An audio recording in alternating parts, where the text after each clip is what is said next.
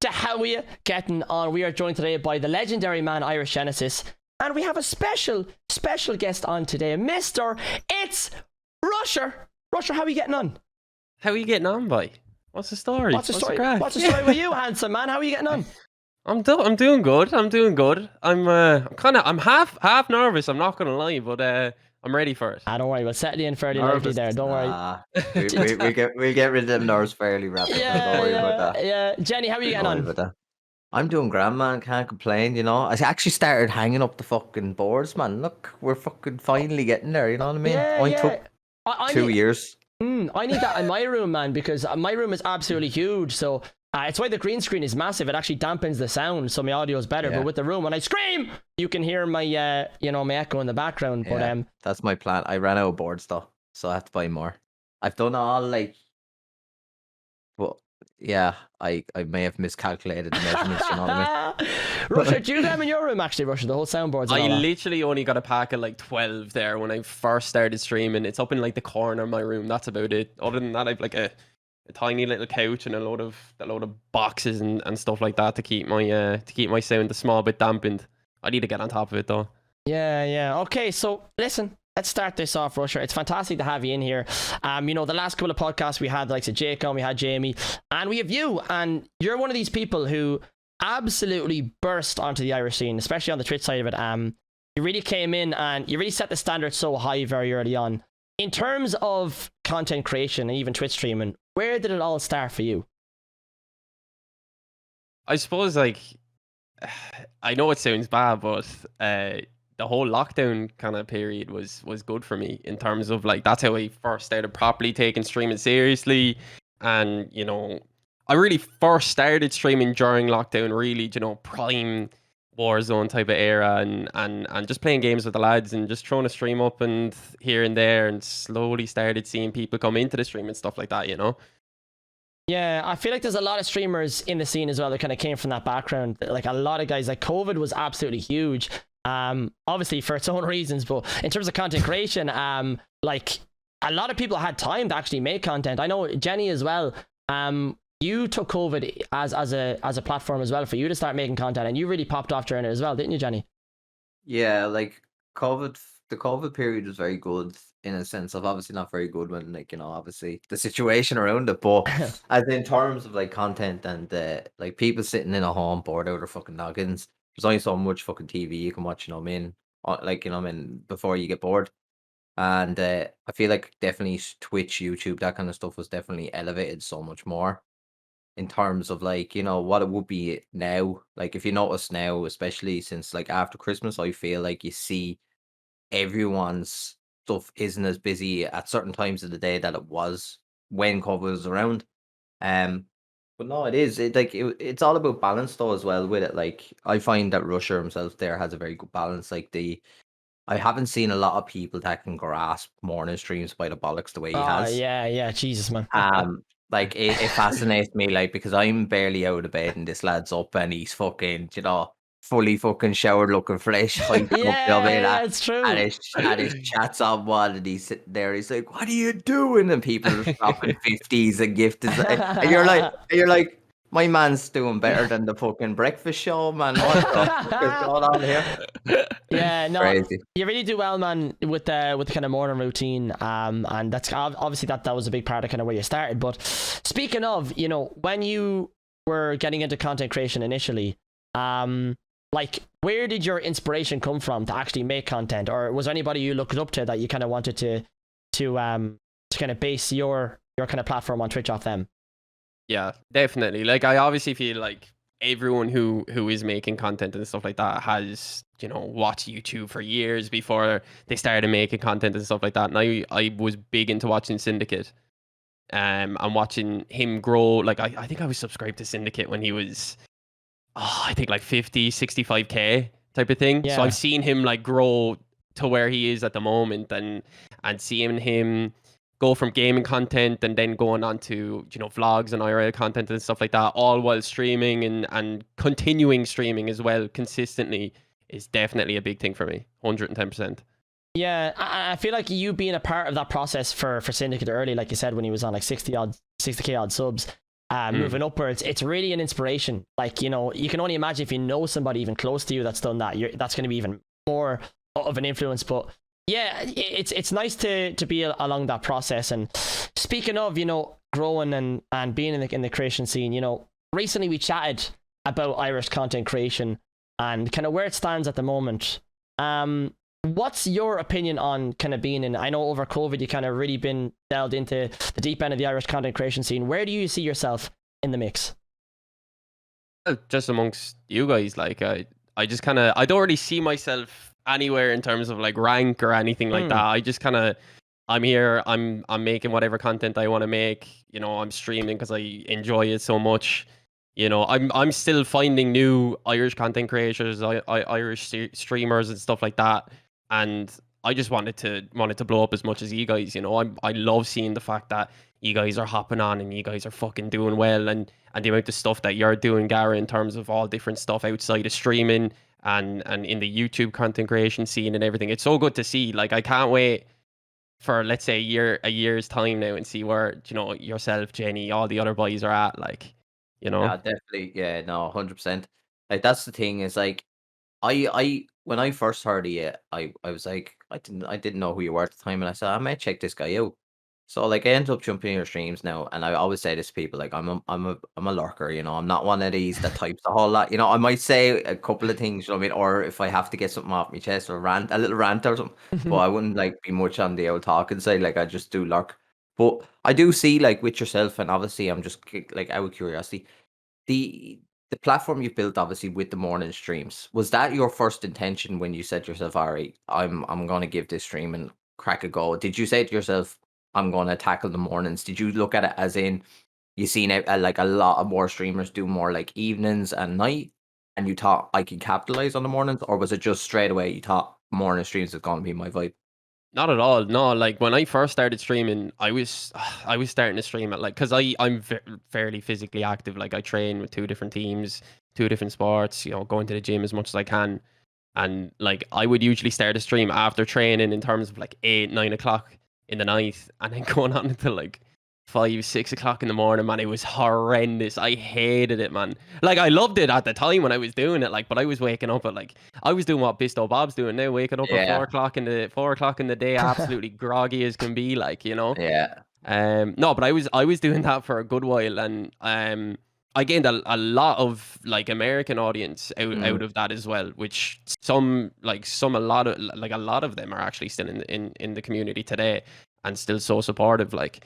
But I think the real kind of time that I changed to morning streams was, I suppose, when stuff slowly started opening back up, and yeah, and when I started taking it more serious, I was like, I need to make a schedule and I need to do something, because, you know, I need to work it around being able to see my girlfriend, being able to like do training, go doing all these other stuff as well. And the morning streams just kind of suit me perfectly. yeah. You know, the girlfriend was in college or working or something like that, so I was like, why don't I go on in the morning and stuff? We can see each other in the evening, type of thing. You Yeah. know. So you managed to space it out very well, obviously, then when you're saying how active you actually are. Like you're a Mm. lot more active than me. If I run up the stairs once, man, that's me done. I'm done for the day. Forget about it. You know what I mean? Yeah. But like the way I look at it as well, like as you were talking, you just mentioned it as well, that you get a lot of American viewers. I find it fascinating that, like, you gotta think to yourself, when you put yourself in that level of the amount of people American time, like, would be late night streamers and so on, but Mm. they've all kind of, you've gathered your own personal group to come and watch you on like a UK time base, like, you know what I mean? That's a Mm. craze. That in itself is an accomplishment. Like, and obviously I've seen them in their chat. Like, I know a couple, like, in there, and like the support they give you is actually, it's insane. Like, it's amazing to see, and unbelievable gratitude, like, for you. Fair play to you. Like, honestly, it's cracking. Yeah, Appreciate that, man. yeah, 100%. Like, you built an absolutely crazy community, and you know, you've really got the community to kind of get who you are. And I feel like you picking the morning stream side of it was definitely good, because I feel like you're getting a different audience there. Like Jenny said, you know, a lot of creators, like even me, I've been in this for a while now. You got to be like, right, do you want to be in prime time in the mix, or do you want to be at the start, you know what I mean, start of the day when people are like kicking off work and getting ready for work and you know, in their job? So I feel like it done you very well, and it was definitely a big chance for more people to find you, and I'm delighted they did. You're an absolutely 100%. outstanding content creator. But with that being said, though, you know, you built up an absolutely crazy community in a very short amount of time. What advice would you give to any creators looking to build a community themselves? Definitely make a schedule as quick as you can. 110%. Like, get on top of that schedule, and like, What's the schedule? Schedule? Schedule was one of them. I definitely think that's the best thing that you can do, because like it's a time for, like, I do my schedule weekly, so like I try to get it out every Sunday, maybe Monday morning. It's more than likely, but like I try and do it weekly. But it's a place for people to know when it's gonna be, when you're gonna be live, when they can catch you and stuff like that. Another thing is just fucking do what you want to do. Don't think about the fucking numbers and all that. Turn viewer count off, all that type of shit. Like, you know, 110%. Like, if you're thinking about the numbers, you're doing things wrong, man. You can't finish up a stream and or even be halfway through a stream and be looking over and seeing you only have a certain amount of viewers, and you're getting pissed off, and then your energy throughout the stream is down throughout the whole thing. Like, you can't be doing it like that. It's not the right way to go. Yeah, 100%. Like, the thing is as well, so what I've noticed is so a lot of people actually focus on like particular aspects of their stream. So like, is it whether it's like the game they're playing, or you know, whether it's like just chatting, or just you know, community game, so on, whatever it is. Do you feel like there's a certain game or thing that you do that you feel you thrive in more than anything else? Like, have you noticed that, like with your numbers and with your subs or whatever that is, do you find it to be in a particular place, or do you think it's just all around, just everything works? Yeah, definitely. Like, I have a thing where every stream, no matter what game I'm playing, I start with an hour of just chatting, where I literally just chat a load of shit, see how everyone's getting on. Very similar to Gara. Yeah, exactly. Have more of like a one-to-one conversation with every single person. Well, I try to have a one-to-one conversation with every single person that's in the chat. You know, get to know people that's coming in. Like, ask how people's, you know, days gone, weeks gone, if I haven't seen them for a week or anything like that. And no, definitely not. Because, well, I used to think that, you know, I was very, very, like, I was very scared to move away from Warzone and stuff like that. You guys know I was a big Warzone streamer. I was sticking to Warzone, and haunted me to try and get away from it and stuff like that. But ever since I did get away from it, man, like, I can't say the amount of good it's come for me personally. Obviously, I'm still trying to find my niche in terms of game. Obviously, I found Apex now, and really, really enjoying Apex. I have the same kind of feeling of when I had with Warzone towards Apex. Obviously, not the same Warzone, you know, prime lockdown vibes type of thing. But that's definitely one thing is Apex, and the Apex community is so different in terms of the Warzone community, man. There's a lot more nicer people in Apex than there is in Warzone. Crazy, isn't it? That's what I find crazy. Like, even with like all these games, they're all shooters. You know what I mean? Now, obviously, they have different elements, different aspects to the actual game, but it's fascinating the communities you go for. Like, I like for myself, like I somehow manage to just draw toxic communities no matter what I play. You know what I mean? On Fortnite, I drew all the toxic 14-year-olds that were like, host the tournament, you know. And then I went to role play on and I started off as CFG, and that was just full of fucking toxic young kids, fucking as well. And I was like, you know what I mean, I need to start playing fucking Lego or fucking Jurassic Park or something, because this shit is just, you know, I swear to God, man, it's crazy. But like, that's honestly, I'm jealous over the fact that you have a calm, collective, mature audience, you know, a great community. Mine are all like, Genesis, when do you do giveaways? Genesis, give me this. You know, and it's just like, fuck you. And it's like, oh, lads, you know, it's just, no, your community, that's the thing I find most fascinating, is that not many Irish streamers, content creators can find a community that is balanced and just especially mature. You know what I mean? Like, Gara has a lot of mature people in, but he always gets the oddball, you know, in there, like fucking, you know, what, as you said earlier, what's the code for customs? Yeah, what's the code for Fortnite? I haven't Yeah. streamed that shit in like 3 years. That's actually what I want to ask Rusher now. Like, streamer to streamer, man. Like, you know, when I get a freak in my chat, what I do is I'll like have a bit of fun with them, and I kind of play along with them. Do you know what I mean? If they're trying to get a reaction out of me, or if they're trying to do this, and it becomes entertainment for the chat. How do you find kind of stabilizing your community to make sure these people don't come in as, not for lack of better words, regulars, but you know what I mean? How do you deal with that in your community? Well, like I'm very lucky to say, you know, I am a morning streamer, so most of them are at school and stuff like that, you know. I'm very lucky to say that like most of my viewers and stuff like that, they're either in work, working from home, working in an office, you know, just they're working at nights and stuff like that, so they're in the stream. I have a lot of lurkers in the stream, and I feel like whenever someone does come in like that, like I'm very lucky to have fucking Chris, man. Chris takes no shit. Like it's very funny. Like he come in, he'd be like, let's suss him out for a small bit there now. And if there's any slight bit of just, you know, toxicity or taking the piss or anything like that, that boy is bopped. Like, Man, I may get a new model. Lucifer, you better be listening to this. Half the time someone's toxic or something, mine, the Lucifer comes in 10 minutes later. What happened? Yeah, but no, I feel like, you know, that's a big part of your community. It's something that I pride myself on is, you know, everybody in my own specific chat, like you said, Rusher, like, you know, you feel like they're mature and everybody's on the same kind of level where everybody can talk to each other while you're playing a game and there's no like odd energy in the chat. And that's a big part of growing as a streamer. But going back to what you said there, you know, you switched up games there from COD to Apex, and you know, every creator at one point who has been in the game for a year or two knows that sometimes playing one game can be extremely daunting where you're not enjoying it anymore, and some people are scared to move games. I know so many creators through my 4 years of streaming where they're afraid to change content because they're going to lose their community. How did you find like this switch up from COD to Apex Legends? Honestly, it wasn't as bad as I thought. I was very, very scared to do it because I was going from streaming almost every day playing COD and stuff like that. And it was more of a thing where I was doing it so much and the game just went to absolute muck, like. And I was like, why am I sitting here playing a game that I'm not enjoying? Like, it was making the streams worse. Yeah. Me actually playing the game because I wasn't enjoying it so much. Like, it was bringing bad energy to the streams and stuff like that. And I don't know why. Just one morning I woke up and I was like, I'm not going to play Warzone today. I'm just gonna chat. Just gonna have a just chatting stream. It could go for an hour, it could go for 6 hours. Doesn't matter. And it was the best thing ever. Man, it was a great stream. I really enjoyed it. People stuck around. I think I only had a couple of people saying, oh, when are you going to play some Warzone? And I just said, look, I'm not going to play Warzone today. I'm just going to do a just chatting stream. And they were like, oh, yeah, okay, no bothers. I'll tune in.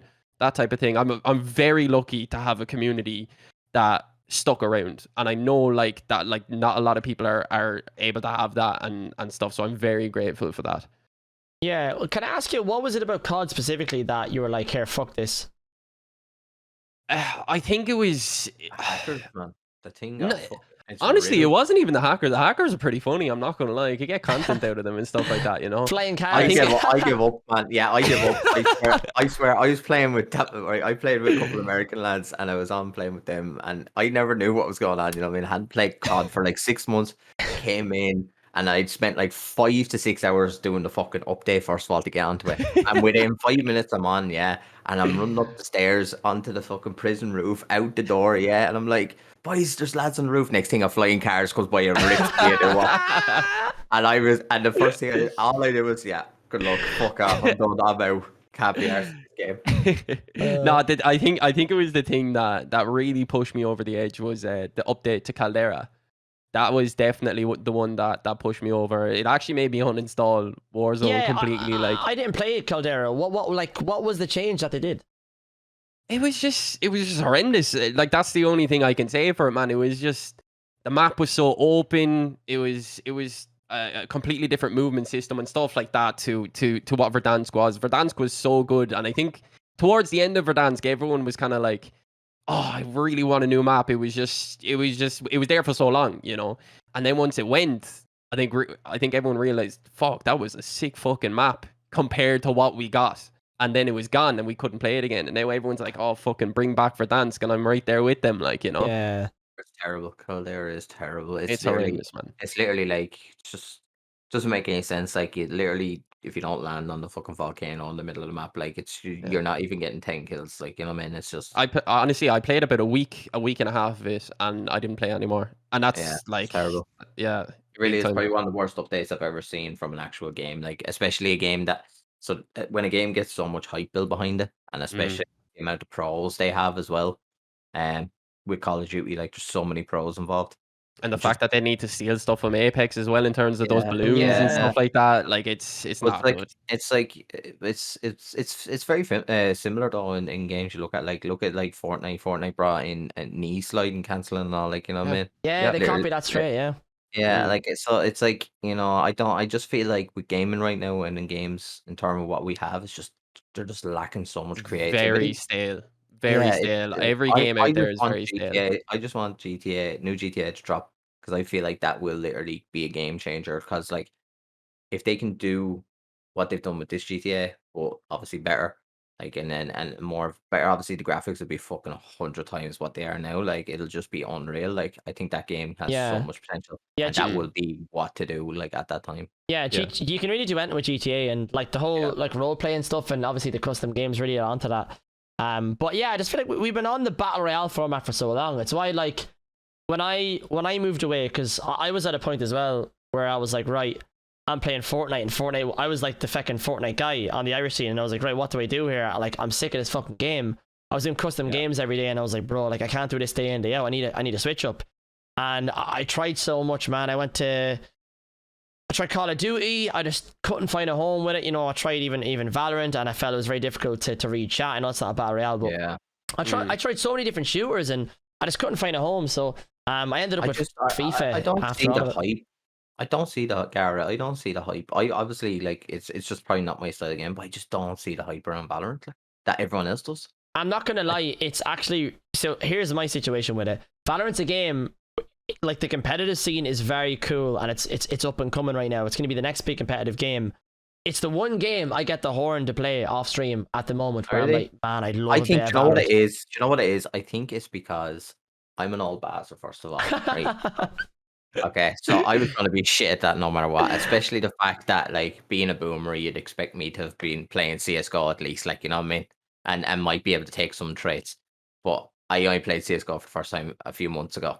The boy said, "Here, play CS:GO," and I think I spent 20 seconds on it and deleted. You know what I mean? So it's Yeah. probably it probably is. It's probably just myself, like in terms of Yeah. gaming. Like I find it very hard to attach myself to a game. You know what I mean? Like I love FIFA, but I can't stream it. Obviously, Mm. personal reasons. But Yeah. Valorant is one of these you know, games as well where I feel like when I tried to stream it, I couldn't read chat because I had to be a little sweaty prick, man. I'm looking at a fucking corner and I'm like, right, this is my role right now. I need to fulfill it. And I'm trying to read chat, and it turns out it's like you end up really shit at Valorant, or you become good at Valorant and you don't read chat. And I found that really hard because it was like a disconnect from my community. Rusher, have you any experience playing Valorant or any other games like that? Yeah, I played Valorant a couple of times, but I'm just fucking shit at it, to be honest, boys. Yeah. Like, I can't get the whole fact that you turn and you hit one bullet and it hits you in the head and you're yeah, dead instantly. Like, it's just coming from a COD background, my brain can't get over it and stuff like that, I just you think know? it's like games like that is too slow paced for me as well. Like Yeah, I hate the fact that you can't yeah, sprint I have and to, slide yeah, cancel and stuff. yeah, Like, yeah. exactly. I have to be on the go. Like especially fucking me and my ADHD. I have to be on the go. Like I My have name like is Rusher. I have to go, like, yeah, we literally, go. yeah.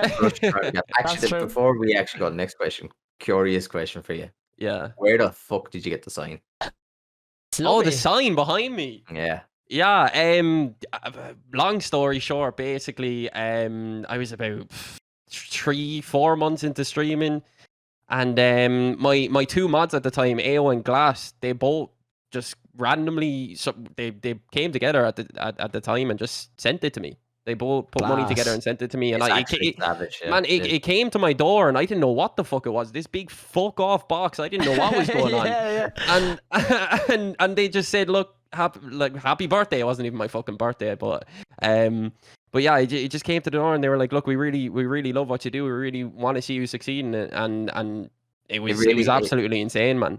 The beauty thing about it, like I find it makes your background just pop, like it makes it stand out, especially with the tree and all. I love the vibes you have going on. Like it's Thank you, very, man. I Yeah, really do. Like it's really like 'cause you've got the Irish flavor in it, but it's also yeah, it just pops. Like it just attract. Like that's the thing about it as well. I find with backgrounds, if you yeah. have a clean background or something good, or if you can't get a clean background, like fucking green screens obviously are a great way. but having that clean background that just pops in Yeah, your it's face, nice. I it's really great. tried to go It, all out for it's such in backgrounds and stuff like that. I really tried to go all out like Christmas and Halloween and stuff like that. I yeah, really, because I've such a small kind of office streaming room. Like if I like put my arms out fully wide and turn this way, I could touch the two walls. Like it's fairly small. yeah, I don't know if that's just me being tall, large wingspan or whatever, but I really like. I love watching videos on like aesthetic, gaming setup and yeah. streaming setup and stuff like Some that. setups So are insane, yeah, and yeah, you're. I'm obsessed with I it. always find as well, like when you see that kind of stuff, you're like you try your best to like replicate some shit you see, you know what I mean? Yeah. And you'd be like, right, I need these, and you go on, it's like $1,000 already. Oh, yeah. And let's see if Wish have any versions of that. Do you know The what I thing mean? is, like, I know exactly, like, the two of you boys and probably fellas that are watching it at home as well are the exact same. The back of me looks unbelievable, but if you saw what I'm seeing down here, Yeah. it is not the same. I'll tell you that much. Yeah. Shout out to Rusher's mods and support there. He needs a new table, new monitors, you know. Get it sorted. Get it Get sorted. it sorted. Yeah, get it sorted. Yeah, it's true though. With your setup, I know a lot of streamers can relate. Rusher, you're right. Where they're like, man, it's like anything you see behind you, as long as that's clean, that's the main thing. Like the rest of my room is like my room is an absolute pigsty, man. I got a double room and I have barely any space to swing anything around. So, it can be tough. But like I say, you've got a really good aesthetic there with the sign, and fair play to your community for supporting you with that, man. It's absolutely class. But listen, you got your community, but obviously, you got your friends as well who you met along the way. You have a very special connection with a young man by the name of Bisto Bob. Don't even bring him in, like, make his head bigger than it already is, like, fucking So, hell. How did you meet Bob? Where did it all begin? I feel like, girls gossiping on a date night or something. Where did it all begin? No, I think he came into my stream first, and I was just randomly playing Warzone some nights, and I can't even remember. It was like 3 or 4 months into streaming or something like that. Yeah. And no, I think it was only like 3 months into streaming. And he just randomly came in and was talking in the chat. And he said he was Irish as well. And he said he plays Warzone a good bit. And I didn't really think anything of it. He was just in the stream. He was talking away like anyone does. And then the next day he came in. He was like, "Oh, do you want to run some games?" And I was like, "Yeah, no bothers." And he just kind of hopped into the Discord. And I wouldn't usually do that. Like I wouldn't just have a random person come in and play some games. And because you can't that like anymore. You can't like let someone come in. You don't know what they're gonna say. Like exactly. But he just hopped into the Discord and we played some games together. I think we were playing duos, trios, or something like that. And we both just clicked. I don't know what happened, but we both just really clicked. We both had the same energy, the same humor. We're both fucking good looking, the whole lot and stuff like that. And no, it just ever since then it was just we were both on par with each other. Yeah, I think it's nice. Sorry. He speaks in very high regard. Very high regard of you, like, you know what I mean? Yeah, I can't respect him enough, man. Honestly, like the amount of talk he's done about me to other people, like it's absolutely insane. Do you feel like obviously I like Aragon in a sec, but do you feel like if the two of you, do you feel like you boost him more to like for his content and his production, or would it be the other way around? Like who be the guy like to be Oh like, no, I'm definitely pushing him. He has no motivation whatsoever. No self-motivation. I had a feeling. Man, I'm trying to ring him when he's in bed at 4 o'clock. I'm like, wait the fuck up, you need to make some content, like. Yeah, no, I had a feeling that. Go ahead, Cara, anyway. I forgot what I was gonna say. That conversation was getting really good. But no, I was gonna say, it's nice meeting some people in the community where you can really connect with. I've been in this game for a long time, and I've only a handful of people where I've actually chatted to. I'm like, man, I really get this person. I understand them, and they understand me. So I was really happy to see this little connection that you've had with Bisto Bob, because you guys, like, chemistry wise, these are absolutely brilliant. I've seen you guys playing games together, and even your YouTube content and stuff that you're doing nowadays, it's brilliant. So I think you guys get along really well together. But going back to Bob, he was on Jake McBoss's podcast recently, and he was saying that he really believes that you and him are going to make it essentially in the big time. Do you kind of share the same mindset as Bob in terms of kind of making it a full-time career? Oh yeah, absolutely.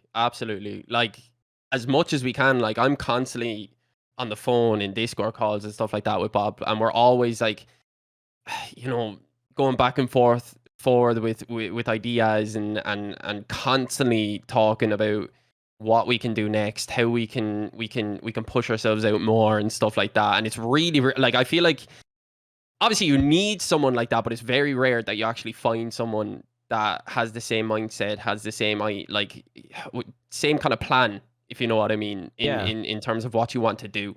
And we both have that same plan, and we both really know what we want. And I'm really lucky that Bob has the same kind of thing with me, in terms of when we want something, we want to fucking go and get it. Like nothing's fucking stopping us, like, you know. Yeah. I respect that, like, especially like if you have someone like that, especially like around the game, like where you have someone that you can rely on, in a sense, like, you know, like it's like me, like if I have something like in regards to content or blah blah blah, I'd message Garrett.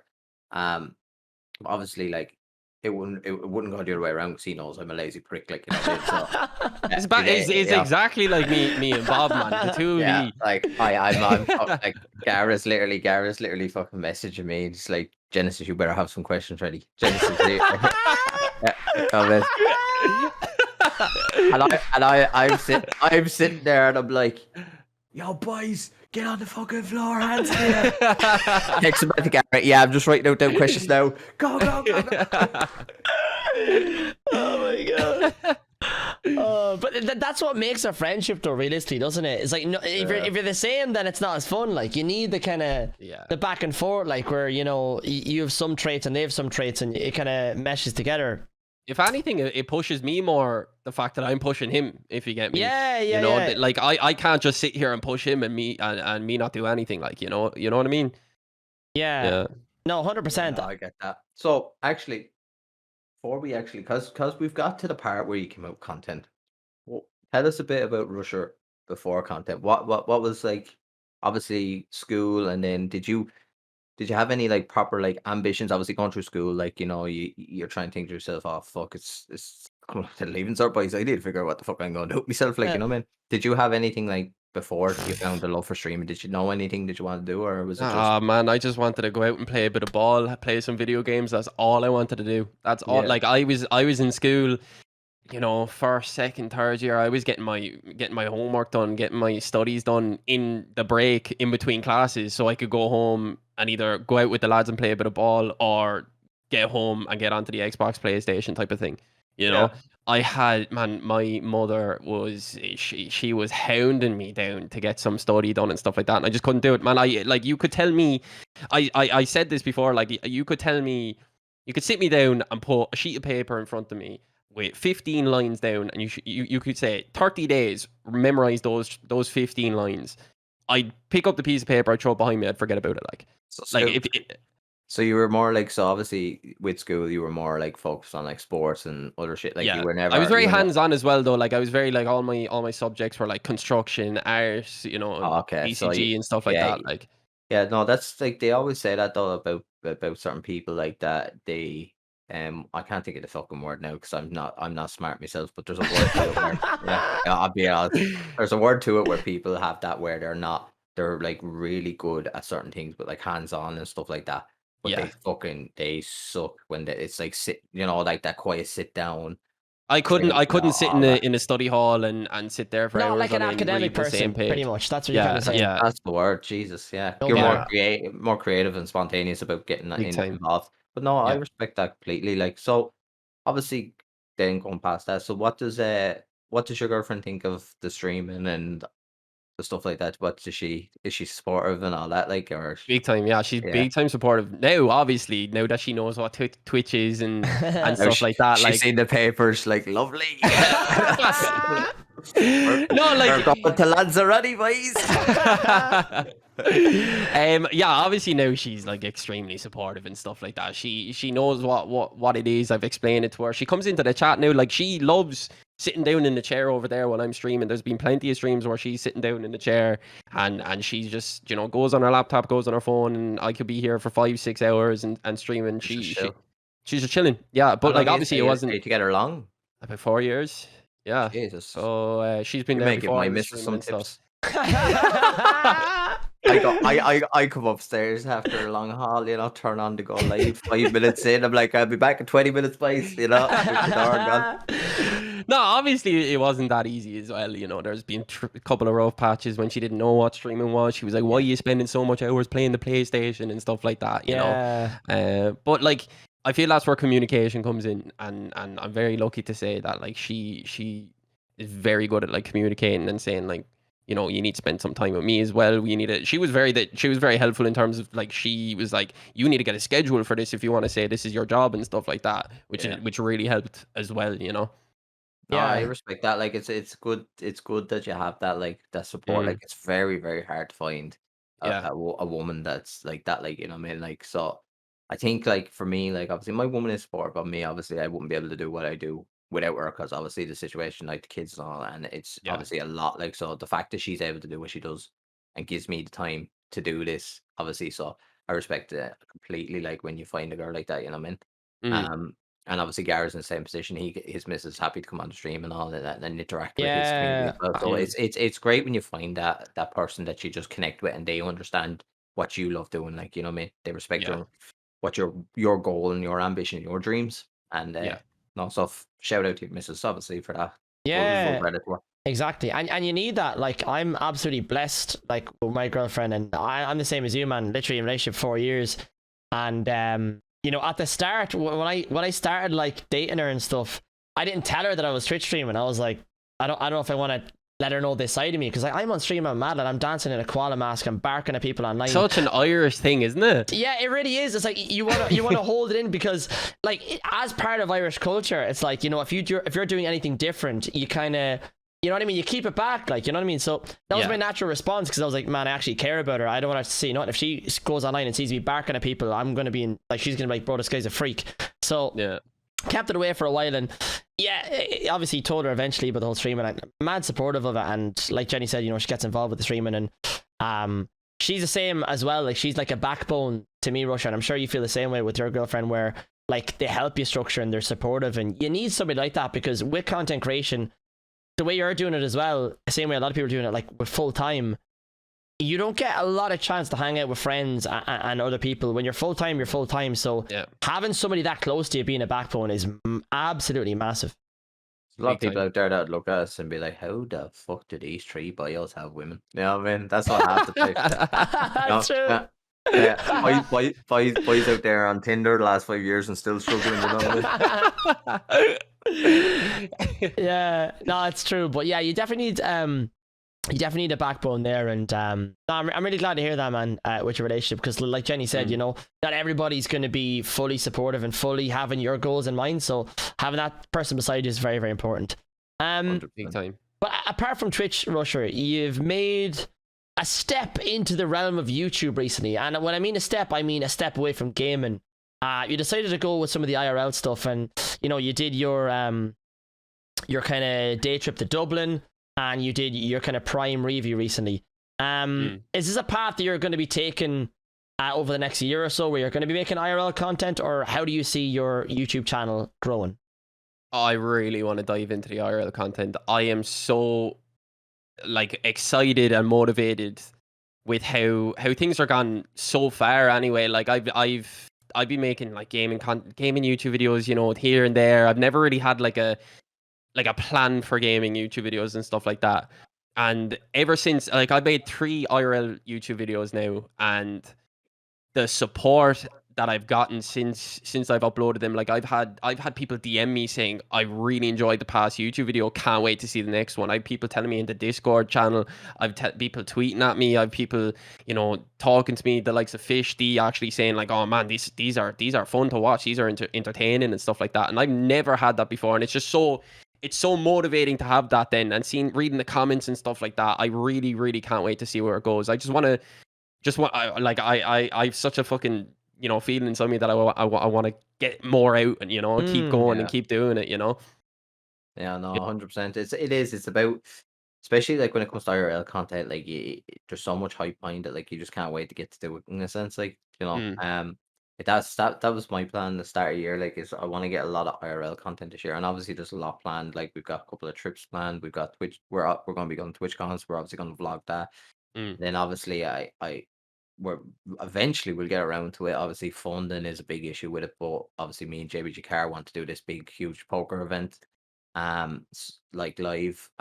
So like there's a lot of things you can do, but I definitely feel like for yourself, especially like because I always look at you, Liza, and I'm like, oh, I'd love to be that young again. Like, and I wish I had started back then in a sense, like you know what I mean. Yeah. It's like you could just like there's so much more drive and passion, and you can do so much as a younger guy in a sense. Like you know, what I mean, it's kind of like less responsibilities. Like obviously, I have to fucking give a nearly fucking 3 months notice in this house before like I'd pack my bags and leave. You know what I mean? But no, it's definitely. I feel like you and the likes of Bisto and a couple of others like could definitely like nail it on the head. Like in terms of Mm. IRL content, like you know what I mean. Even like planning weekends away with the boys, like and vlogging the Yeah. whole thing and all. Like Mm. it's I think there's so much. the drive that I got was really more. I kind of sat back and I was like, I was making YouTube videos for gaming and stuff like that, but I kind of came to the realization that I do, like I'm finishing up a stream, I'm going to bed and stuff like that. I open up YouTube, and I'm like, anything in my recommended on YouTube, anything that I go to watch, I don't watch any gaming videos, you know? I don't Yeah. sit down, I don't watch, high kill gameplay on Warzone, high kill gameplay on Apex. I'm not watching anything. I'm watching IRL videos. I'm watching people going out making, fucking campfires, going fucking kayaking, going fishing and the whole lot. I'm like, why the fuck am I not doing that? You Yeah, know? no, If I'm enjoying and watching it, like, 100%. why don't I do it? So I'm just That's gonna, like yeah. that's like what's Irish Achilles done the other day. He done a stream the other Oh, day. And I fucking love, like, I'd be and lurking in the streams and stuff. I yeah, love it, and man. I he was Yeah. love out it. kayak and he cooking up the rashers and the whole lot over I'm a big into stuff like that, man. over Yeah. a fire and he out picking up sticks and stuff and that. Yeah. And just straight away, the minute I was watching that, I was like a little schoolboy excited as fuck, and I was like, oh my Yeah, god! man. Went on It Twitter, it's like, boys, who's what to go camping? Yeah. big time, big time. It's super like fun to watch, and it just makes me want to go out and do it, and that's what gives me, kind of a drive in IRL content and stuff like that now. Yeah, no, 100%. Like it's definitely with that kind of stuff. It's just so fucking fun. Like you just picture yourself there, and you're like, oh, I'd love to be there. Like or Yeah. I want to Mm. do that so bad. Like obviously, like if I look at it, like if we go back to the swimming thing there, Gara, like obviously if I jump in the kayak, like I mean, I'm not drowning, so I'm down for that all day. Like I mean, Yeah, uh, yeah, yeah. yeah, but when it comes to cooking food, like you're definitely getting food poisoned. Like I'm not gonna lie to you. Like them sausages will not be cooked. Yeah, I mean they'll be burnt on the outside, they'll be raw as fuck. Oh god. But yeah, no, those type of things are great. And to be honest with you, Rusher, there's not a lot of Irish creators doing IRL stuff realistically. So it's Yeah. definitely a niche market, and it's one to be picked at. But what I want to know right now is there any content that you want to make that you haven't, or like a path you were thinking about going down but you didn't? Like for example, when I was streaming and I was like, right, I can't do Fortnite anymore. What am I gonna do? Like I'm a big Pokemon nerd, and I was like, bro, will I just go full time Pokemon and just fuck it and just go for it? But I was like, nah, I won't. Because I knew the audience was gonna be too young and shit. Is there anything like that with you where you were like, man, will I go down this route of doing this or doing that, and you haven't done it, or maybe even something that you want to do? I think it's actually the vlogging and IRL content is actually that, in terms of like I'm streaming, I'm playing games and stuff like that. I absolutely love it. But always in the back of my head, I was like, I want to be making IRL YouTube videos, but I never actually, dove into it and stuff like that. But I, like, as I said before, like I got big inspiration from Syndicate and watching his vlog channel, and like, even if it's me spending the day going down and getting some stuff for my setup, or whether it's I go on a fucking plane to Dubai or whatever the fuck, it could be in between those two things. I just want to record it and take people along the journey with me, type of thing, Yeah, no, that's Mm, that's what it is. It's like I definitely feel like obviously you can have a certain audience for like gaming, and then all of a sudden you do like an IRL video, and the next thing you know, you've just gained another 20, 30 new people that have joined your community based off you doing IRL content. Like, you know what I mean? Because there's a lot of people out there that watch Twitch and they would never watch anyone gaming. They yeah. watch people like just chatting or like, and Mm, ASMR or whatever the fuck you want to think. Then I mean things outside of the actual gaming world in itself, because gaming is very repetitive. You know what I mean? yeah. It is. Um, Yeah. because like at the end of the day, you have millions of people streaming the same games, but then you may have maybe only like eight to 10,000 boys out camping or out fucking rock climbing or Yeah. painting a fucking picture or whatever it is. Like, you know what I mean? Mm. Yeah. So I definitely feel like if going forward with the community you already have, I definitely think you diving into that kind of scene would Yeah. benefit you massively. Like I've said this on stream before, and I've said it to the community that I have. Like, if you want to watch me play games, there's Twitch for that. There's TikTok videos and stuff like that. Like I'm done with making gaming content on YouTube and videos and stuff like that, because I just don't have have that kind of motivation anymore for it. After seeing so much positivity from the IRL content, I just want to move forward with that. And if you want to watch me play games, you can watch me play games on Twitch, type of thing. Yeah, 100%. that's a really good way though of kind of doing your content. Like I done a lot of study. I think it was at the start of this year or even last year, where I was like, right, let me look into Instagram, let me look into TikTok, let me look at these algorithms and actually study them. And I did so for a couple of weeks, and I came to a conclusion in my head where I was like, man, with some of these platforms, you can use them in a way where you're making different content, but it's stuff your community will like. So like you're saying there, people can come to your Twitch for a game, and people can come to your Instagram for personal stuff. People can come to your YouTube for IRL stuff. You can find a way that every social media platform has a purpose, and it really gives your community like the whole insight to your life, which I think can be very beneficial. Big time. Yeah. Like I just think this is what I want to pursue now. I've kind of found my niche in terms of like the IRL content. I know it's early days, but I would like to say that I've found my niche. I've gone from playing Warzone, and I feel like I'm kind of a lost puppy in the Twitch scene in terms of like gaming wise. I'm yet to find, like, I love Apex. I'm really enjoying my time at Apex right now, but 3-4 months down the time, I don't know if I'm going to still be playing Apex. All I know is that I want to be still creating content on YouTube in terms of IRL stuff. Like, I'm still going to be streaming. That's never going to go away.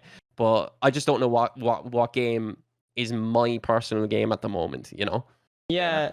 It's tough to say as well. I mean, like every creator, I know Jenny's been there, I've been there, you've been there as well, man, where you're playing games and you feel like, not that you're limited or restricted, but you feel like, you're not showing your full self because the game is kind of the main of it. You know what I mean? Yeah. That's why especially with BR games. Battle Royales, it's an easy path to kind of fall into, but I've even said it from day one, man. At the end of the day with my streaming, if I can end up as a just chatting streamer, that's a fucking massive dub, because like you, man, you're a social person, and you find connecting with the community is a lot more fun, and it's a bit more personal, and it relies more on you as a person instead of the gameplay. And like you said yourself there, you have guys come into your stream being like, bro, when are you playing COD, when are you playing Apex or whatever, but you want them to be there for you at the end of the day. Yeah. Big time. Yeah, like I've said it on streams multiple times, man. Like, if someone comes in and he's like, why don't you play COD anymore?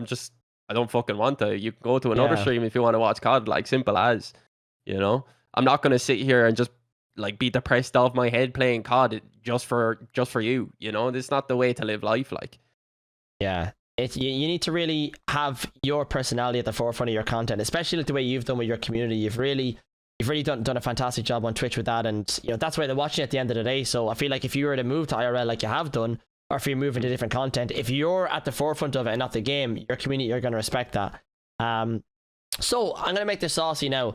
I asked Genesis a question a couple of podcasts ago about being on a desert island and who you'd bring with you.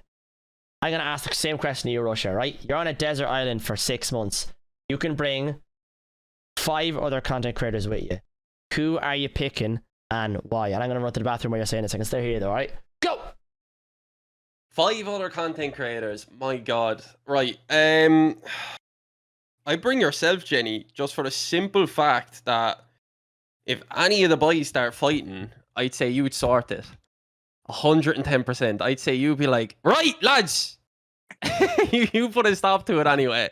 110%. So many people like do that. Like, same on RP and management. Man. If they're struggling with people that are arguing, there's like a Jenny in here. And I could figure head on me, be like, right, boys, calm the fuck down now. I swear to God, I'm drowning a lot of you. Simple as, I know you so well. Like, it would 110% be that reason. I think another person would be Achilles for his outdoors and his knowledge and stuff like that. I'd probably bring. I'd have to fucking bring Bob, wouldn't I? The boy wouldn't stop talking if I wouldn't bring him. So I'd He'll have to never bring forgive Bob. you.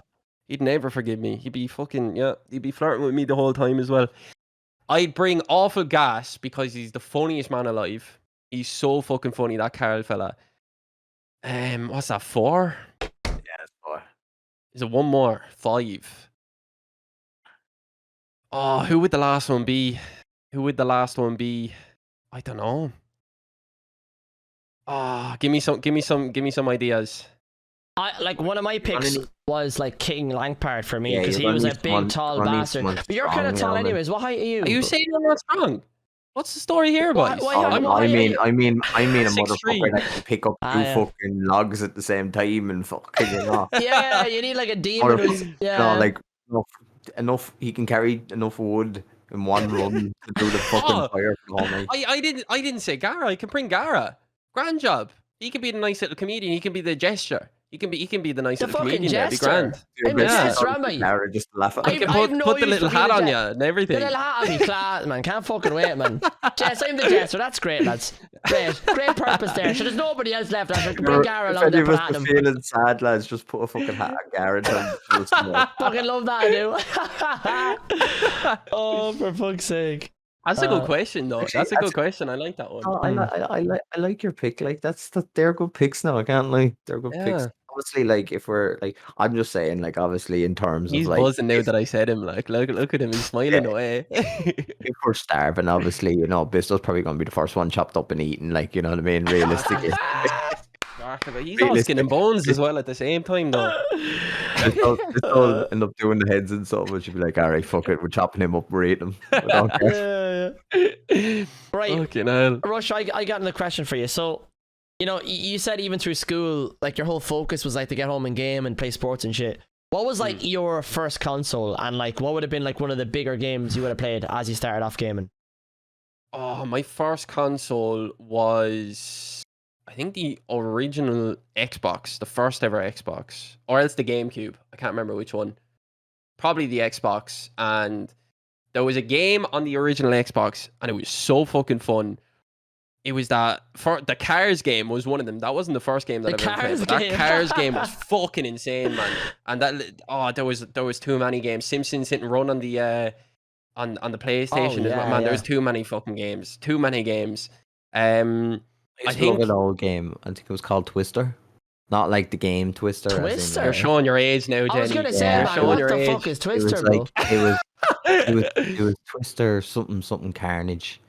And basically, man, it was a lot of cars on different kind of like fucking mad, not tracks, but mad arenas and shit.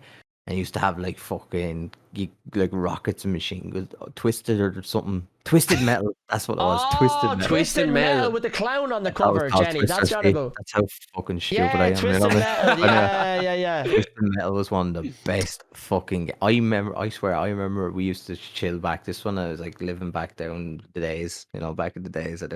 But I used to be chilling in the gaff with a lot of boys, like all mates growing up and smoking joints and baiting out Twisted Metal, man. And it was the best. I swear to God, I'd go back there any day of the week. The best time ever, man. Yeah. I think the best time I've ever had playing a game was probably Modern Warfare 2. That was prime like gaming for me. Prime get man. I'd love to go back and check how much actual game time I have on that, because every day I'd come home from school, I'd have my I'd either not do my homework or I'd have my homework done while I was in school, and I would just be on Modern Warfare 2 in those lobbies straight away. Rust, Terminal, the whole lot. I'd be loving life. I remember. Sorry, I was gonna say, I remember there on Modern Warfare, actually, I was really big into it as well, and me and my friends we had nothing else to do, so we'd just be playing the game all day. And I remember one day, my mate introduced me to like montage videos. So like there'd be these YouTube channels, like the likes of MLG and all this, who would have like compilation videos up online of like the best Call of Duty kills of the week, right? And my mate was like, you know what? Why don't we fake one? And I was like, man, that's a really good idea. So there was this channel that had a few 100K subscribers, and back in the day, this was fucking big. Like, no, fuck all people had 1 million. And I remember we set this up so good, and we did like a throwing knife across the map or something. And like it bounced off like 2 walls and it hit some guy who was shooting a gun and it made it we sent it in and it made it into the fucking video and it came like number 3 or number 4 and all the comments from top to bottom were like, man, number 4 is fake, man, number 4 is fake, because all the boys in the chat figured it out and it was absolutely gas. But like Call of Duty back in the day, man, it had such a big influence. Like that's where MLG and Trickshot and all came from. Like, oh, big time, yeah. It was such a good time. Like everyone was on par. Everyone was like, I remember like you used to go on straight away. Man, even before school and stuff like that, you take sick days just to play COD, like, and you'd go on and you'd have your friends list would be full every single time you finish school, get home as quick as you can. Your friend list would be full. You get into the same lobbies with them and stuff like that. The hot mics in that game were brilliant. So fucking funny. I miss that so much, man. That's one of the biggest things I miss of this whole kind of PC culture and all, man. Is that like old school gaming, Jenny. Back in the day, man, when you hopped on a mic on Xbox, it was like that was like everything was laid out, man. There was no emotion. There was just rage down the microphone, and everybody accepted. Like nobody got offended, or at least I didn't feel anyway. Yeah, you had to have some thick skin. You had to have some thick skin. This way, lad, I swear, man. If you go back to the days of that, and you took the shit we were saying and put it on now, I would be so cancelled. Right, I would be locked up for at least a good 60 years, if not more.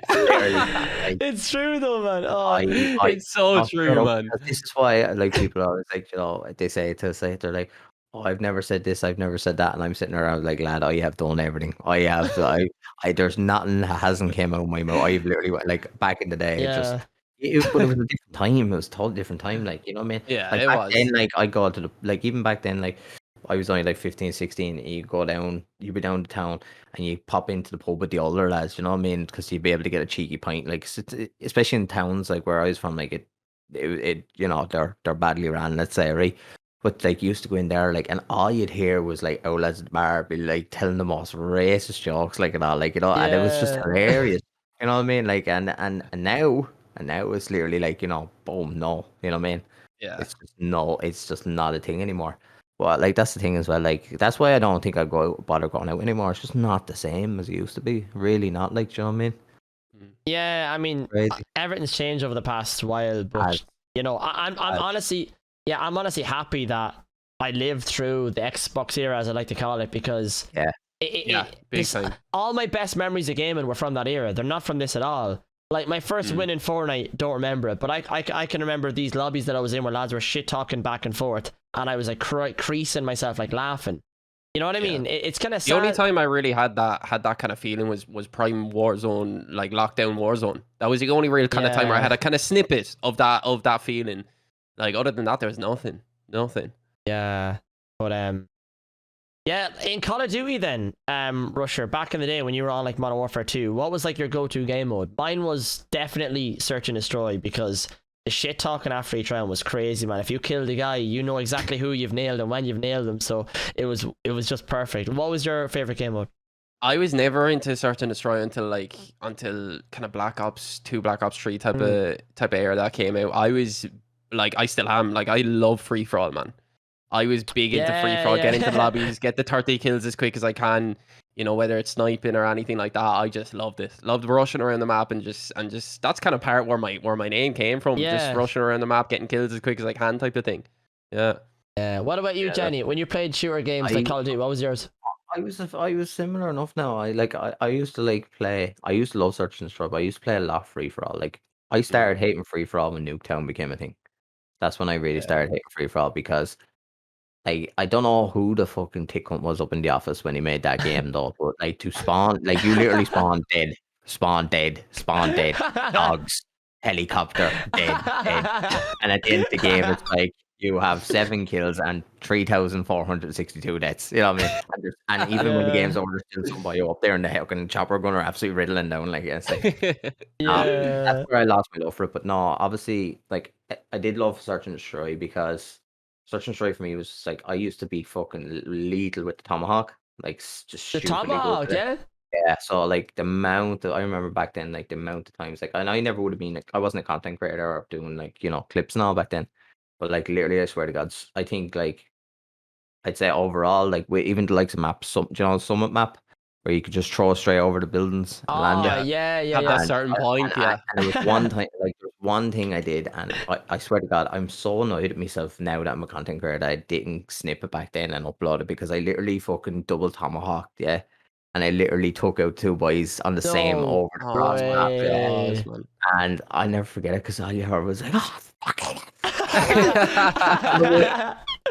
And then the search, as you're saying, when people should talk, when it came into the lobby, then the boys were like, he's fucking hacking. Yeah, that's the best thing though. That's the best thing I've ever done in gaming. In terms Yeah. of gaming, Yeah. to double tomahawk across that map, like that's definitely my number one thing. Like that, I like that will always be. You know, I'll be 60 sitting in me rocking chair, you know what I mean, on the oxygen tank, and I'll be like, double tomahawk and blazing. Back in my day. Back in my days, a double tomahawk boys, left right. Yeah. Here's my situation, right? And I've said this very early on in streaming: is every game for me, like even as a content creator, I need proximity chat. This is the reason why I love games like Rust, like GTA or P, is that you can go around and fucking chat to people, and if you have a personality, it makes it fun. And like we're talking about with Call of Duty, and even like the FIFA back in the day, FIFA Pro Clubs used to have the most funniest fucking thing, right? Where if you scored against the other team, the second the goal goes in and the replay is shown, you can talk to each other. So all you hear is boys doing football chants in the background when you score goals and giving each other abuse, man. And dude, it was the funniest shit in the world. And because of PC culture, though, we've moved away from that. And now it's like, right, hot mics aren't really a big thing anymore because people can say this and that. And I don't know, man. And in terms of gaming, all my favorite moments were for like interactions with people. I was the exact same, but I think it's when I started streaming and stuff like that. I kind of have a different standpoint. Like I'm very much like I could stream for 2 to 3 weeks without playing a game with anyone, just playing with myself and just interacting with the chat type of thing. You know, like I'm very the type of person who, if there's like I kind of had to get used to it as well as streaming in the mornings, because no one's on in the mornings to play games. Mainly, you know, people are working, people are in school and stuff like that, and I just kind of had to get used to it. But I'm very okay with like playing games by myself and stuff like that. Obviously, for games like, you know, Warzone and Apex and stuff like that, it's very hard playing by yourself. But in terms of like talking and stuff like that, I'm well okay with it, you know. Yeah, I feel like as a creator though, you gotta be confident as a solo. Do you know what I mean? Like if you're always relying on people to come in, and it can be difficult, and especially in content creation, you know, relying on people to show up if you're organizing stuff. I've been through so many occasions myself where you organize an event or a creator to come in, and there's always delays, this and that, and it can be it can be really frustrating. So it's good that you have that side as well, and like you were saying, even with the IRL, with the just chatting, you're bringing that side of you over to YouTube as well, which is great. Is there anything you'd have planned for IRL content? Like, is there anything right now with your YouTube channel you'd be like, man, I want to do that, and I possibly am going to do it, in terms of like going out there and making content? I have a couple of plans, just kind of like short-term plans, you know, different types of videos and stuff like that. You know, obviously, like I said, I want to go like kayaking, I want to go like fishing, I want to go just kind of activities type of things. I obviously I'd love to do, you know, in terms of, you know, TwitchCon and stuff like that, vlogging the whole TwitchCon. But I'd love to like get the lads and just go on a holiday somewhere and just have something planned out where it's like a bunch of content creators, whether it's the two of you boys, whether it's Bob, the two lads, D and Fish and stuff like that. Like, just literally go out on a 3-day, 4-day holiday and just have different stuff planned, you know? Just have a load of stuff, like whether it's skiing, whether it's a sun holiday, where it's anything like that, and just creating as much content as we can. Just to push out and just have quality content out there, because I'm very big into like quality over quantity. I hate like I'm not that type of person to just throw out a load of content and it's just not good content. You know what I mean? I need to have quality content out there personally. That's probably kind of the downfall of a lot of people. They throw out too much of the same stuff and they don't actually put enough time and effort into stuff. But in regards to that, actually, so in regards to like YouTube appearing to take on Twitch in terms of being a streaming service, would you rather do both, or would you rather see YouTube take kind of the benefits from Twitch, what Twitch kind of do? Would you ever think of switching over if they ever did that, or would you like to rock the two at the same time, or just stay on Twitch as itself? In terms of like streaming on YouTube or Yeah, just yeah. doing like YouTube videos? If YouTube took it to the next level, so obviously YouTube, what I find now with live streaming YouTube, it's very different in a sense. It's Mm, not. It wouldn't be my style in a sense. I just don't have that feel the way you do with a Twitch chat. But mm. if they were to make it kind of similar or in a different way than Twitch, would you ever think of making a switch, or would you always stay with Twitch and balance the both at the same time, like where you just do uploads on YouTube, doing your Twitch stream, or would you swap over to YouTube itself? No, I'd stay with Twitch. I'd have them both different places. Like if you want to watch me play games, you can come over to the Twitch chat. If you want to just come and chill and stuff like that. I'm very against streaming on Twitch, like Twitch or not streaming on Twitch, streaming on YouTube. Yeah. YouTube is I almost fucking caught myself there. You like I've already said it plenty of times, man. YouTube is a video making, platform. It's not a live streaming platform. The only reason that YouTube has live streaming is because they gotta compete with the other likes of Twitch and stuff like that, Facebook gaming and all this. It's never had live streaming until of recent. I don't know what the discoverability and stuff like that is on YouTube streaming. I've never really dove into it. I've never really had any Great, to interest be to look honest. it up and stuff like that. But Like, yeah, I don't think it's great because if you look at like even all the bigger streamers, so like the likes of Dr. Disrespect and all them boys when they went to YouTube, I find it that they like their numbers went down. Like they still obviously they are who they are, yeah, and they're still on pop, but definitely plummeted to what they were pulling on Twitch. You know what I mean? Dr. Disrespect in yeah, his prime was pulling 50, 60K easy. You know what I mean? He was the Yeah. XQC of Twitch at the time. You know what I mean? yeah. So you got to look at it that way, and then I know there's a few more that tend to change. Like in my opinion, like look at the likes of Ninja when Ninja made just done the mixer deal. Obviously, at the end of the day, with that kind of cash, you're not going to say no. You know what I mean? Yeah. Yeah. But he came back Twitch. It's just he's still doing well, but he's not Ninja. He's not where he You know what I mean? was at all. Yeah. Yeah. And it's crazy. It's like because I see the same with Tifu. Like all these boys, like Tifu took a break for a while, came back, and he's just plummeted as well. So I definitely feel like obviously being a content creator, consistency is fucking key. It is like, and we all know that. But obviously you can see them boys have made the change to other platforms, but Twitch was always there, pop off in a sense. You know what I mean? So do you ever think that like there be another, or could you see another platform coming along and just setting up a new Oh, scene? Or do you think, there's always going to be new platforms coming up. There's always going to be new YouTube type of platforms. The likes of Vine was there. Now there's TikTok. There's always going to be a new one. Whether it blows up like TikTok did, I don't know. Yeah. I can't tell you. But you Yeah. know, there's definitely going to be more streaming platforms and stuff like that, and other stuff. YouTube type of making content type of places and stuff. here's the prime question for you. Mm. With Twitch, all right, with Twitch, obviously I know we're live streaming on Twitch, so we need to be careful in a sense. We do, Johnny, we do. Realistically, you gotta look at it is, do you think the same as me? I look at it this way. Do you think Twitch are not, I don't want to say greedy, but Careful with your words. yeah. Do you think Twitch are like very like asking for too much? We'll say it that way. It's better. From the Okay. streamer, In terms of like the streamers revenue and etc. revenue and Yeah, stuff. yeah. I've never really thought about it. I'm not gonna lie with you. I've never really thought about it, Jenny, because like I know like it sounds so bad. Like I am doing this as a full-time job, and my main only revenue is through Twitch and Mhm. stuff like that. But I hate like looking at that kind of side of it. Yeah. I don't know why. It's just not in me, like, It's the thing. The reason why I bring it up is because I look at it like, so say for instance, right, when you were at 2,000 subs, right? Yeah. So I'm sitting there and I'm like, because a lot of people that don't stream wouldn't understand the revenue, and I had people saying to me, "Oh, Russia's on 2,000 subs. He must be earning fucking tens of thousands." Like they didn't understand revenue. And I was sitting there and I was trying to Mhm. explain to him. I was like, basically, what he gets is only half of what it should be. You know what I mean? So I definitely feel like that's the aspect of it, the way I look at. Obviously, bits is different. Bits you get the full crack, but Yeah. people that buy it obviously get taxed. But in Mm. terms of subs, I definitely feel like there should be more of a balance, as in more towards the streamer in a sense, because for me, like it's like I don't know. I find it weird that I know you're using their platform, and I fully understand that. But when I look at it, I'm thinking 50-50. You know what I mean?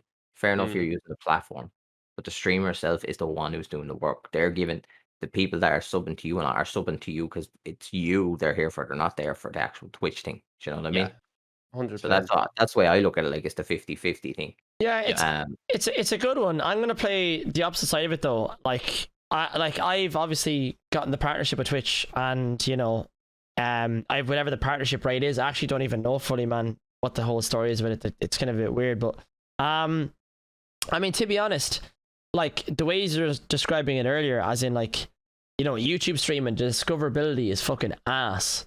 Yeah, And and you do, but you get 100% off the YouTube, but they have to do it because of discoverability. yeah, fair exactly. enough. Yeah, See, this is what I'm saying. But And then like, you've other apps as well. But for me, like, if I streamed on something else other than Twitch, I wouldn't be where I am today.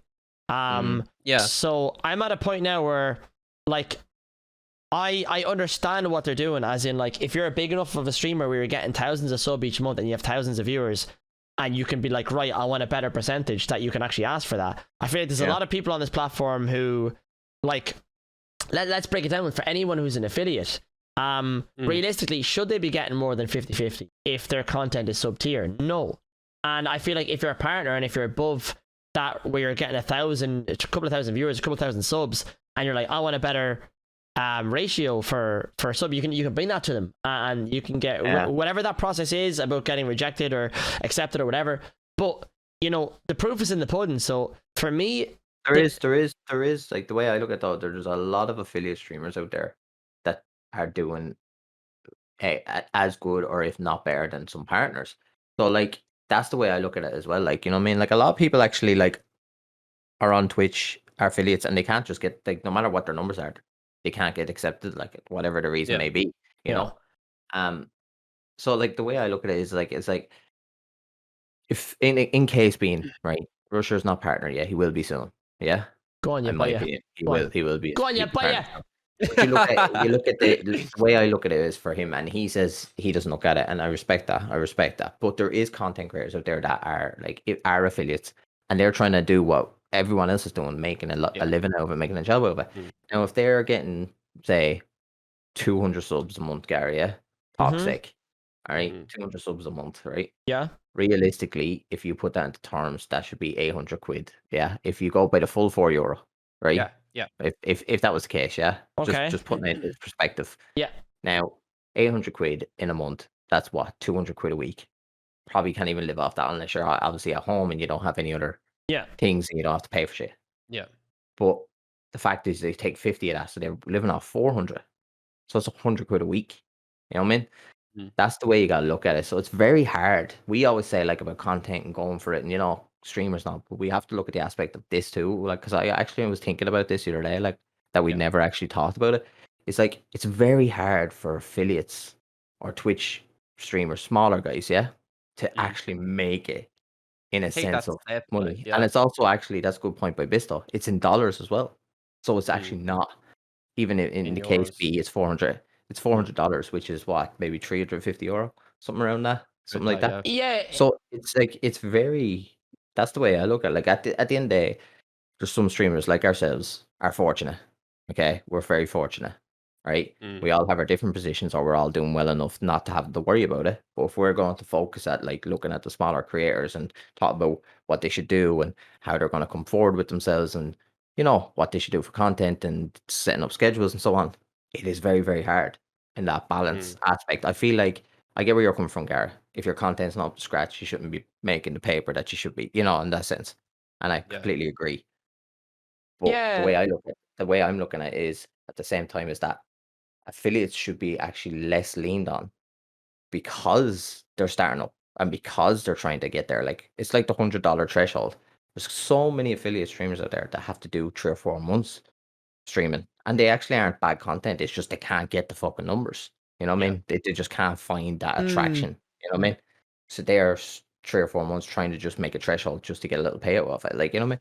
I find, like, that's the way I look at it. Like, obviously, Twitch is a business. I fully respect it. I'm on it myself. It's just, I look at it from, because at the end of the day, if we're going to treat it like a job, you got to look at the aspect of the revenue you're going to make from it as well. It's like anything. You're not going to go for a job interview. Your man turns around and goes, "I give you €6 for scrubbing dishes for fucking 12 hours a day." You know what I Yeah. mean? Yeah. You're not going to do it. So you Mm. always have to weigh it up in terms. Obviously, we haven't really thought about or looked into it because, fortunate enough, we're all doing well. You know what I mean?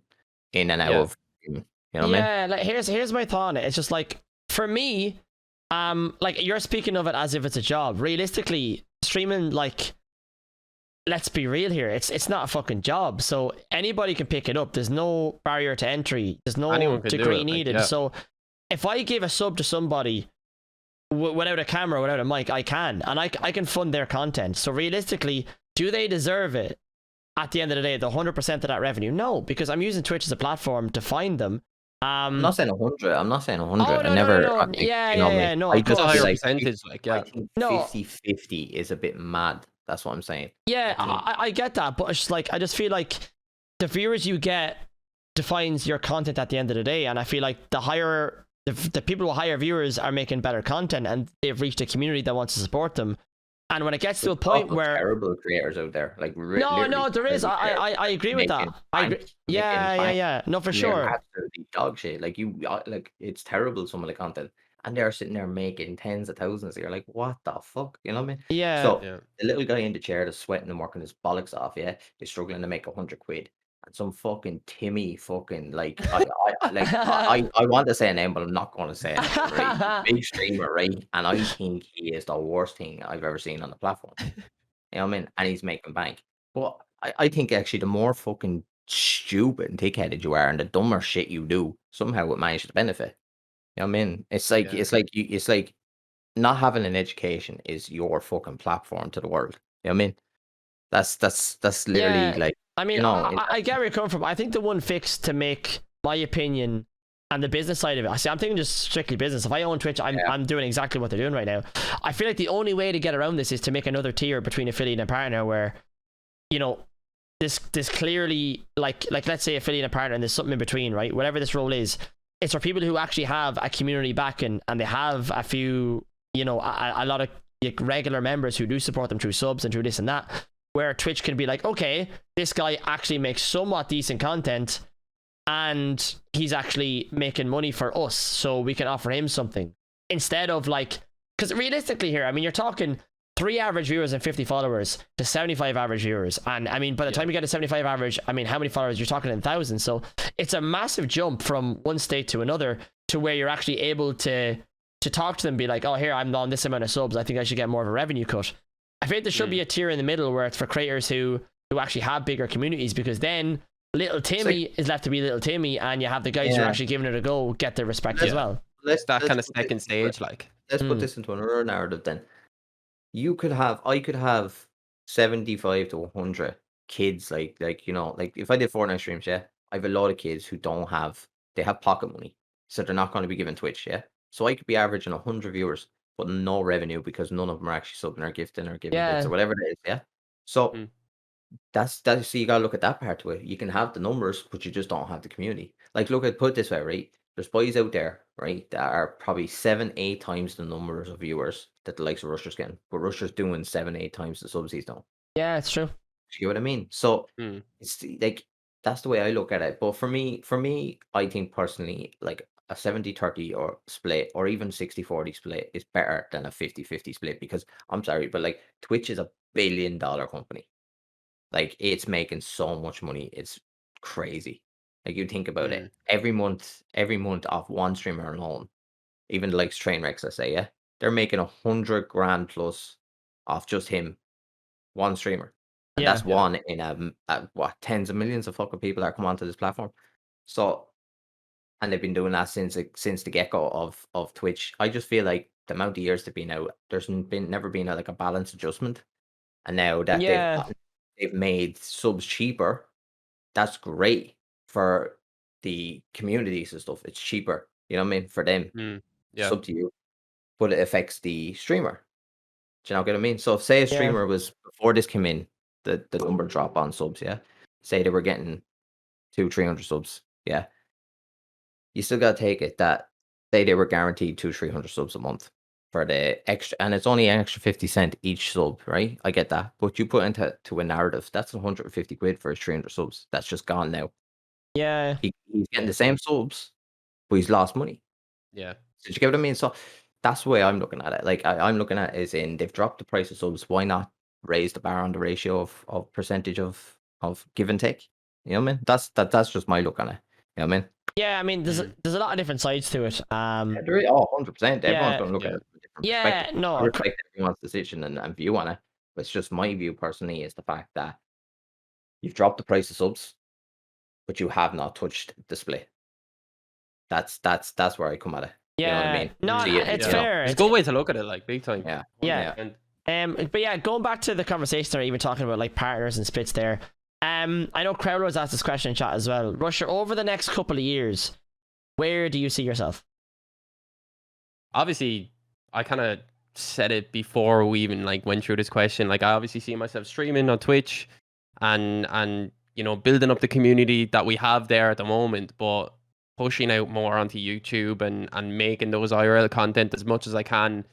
And I definitely want to like help what you guys are doing in terms of making more of the Irish content creation scene and pushing it out more and more as much as we can, and putting more of the Irish boys on the map, you know, big Yeah. time, 110%. That's what I'm big into as well. Like I want to help you, like, because I fucking love I love picking your brain out, Gara, in terms of like what your ideas are on it and stuff like that. But yeah, that's definitely something that I'm into as well. So with that being said, then, I know with that question, you're really focused on the likes of YouTube and IRL content. Do you have aspirations of getting partner over the next year, or are you really like just in the YouTube zone right now, where that's going to be your main focus? See, I'd love to have partner, but like, I feel like it's very, I don't know. There is a stigma about it, you know, in terms of, oh, I want to get partner, I want to get those 75 average viewers, you know, I want to get that blue tick. But like, at the end of the day, like, if I have the blue tick or not, like, it doesn't define me. It doesn't define me as a streamer or Yeah. anything like that. Like, I'm still going to be doing the same stuff. Well, not the same stuff. Like, my stuff could be switching up and stuff like that, you know. But like, I'm not gonna have this big ego change if I have a fucking, you know, blue tick on my name or not. Like, you know, like there could be a time when I hit partner. If I hit partner, fucking brilliant. I like, obviously it's a goal for me to hit, but I'm not gonna set it as that. I want to move beyond that, you know. Yeah, I think that's a good way of looking at it as well. And I see some people in chat like Malteser saying that, you know, people Not to saying that you have an egos. ego. Not saying that you have an ego. I gotta ask you though. I gotta ask you because you've created that you know that sentence there. Do you feel like with some partners that there's a bit of an element of an ego about them? I don't think there's an ego. I'd say I put that in a wrong way. I think there's more of a thing where people like push so hard for partner, and once they hit partner, it's like, I can slack off now. I hit partner, you know. When like I don't really want to have that mentality in terms of, you know, obviously I'd love to be hitting 75 average viewers. I'd love to be up there and stuff like that. But like, I want to just keep doing what I'm doing as well at the same time. I don't want it to change what I'm doing. I don't want my drive to change in terms of, I don't want to say like, I'm going for partner and that be my main goal and stuff like that. And once I hit partner, like, all right, I've hit partner now, I just fucking stream whenever I want type of thing. People are going to come in whenever I have a purple tick. It's not like that, and that's not the mindset I want to have. Many people have purple ticks now. So many people that have purple ticks. Yeah, Gara, fuck's sake, man. That's sideways. Listen, I'm sorry, It's not.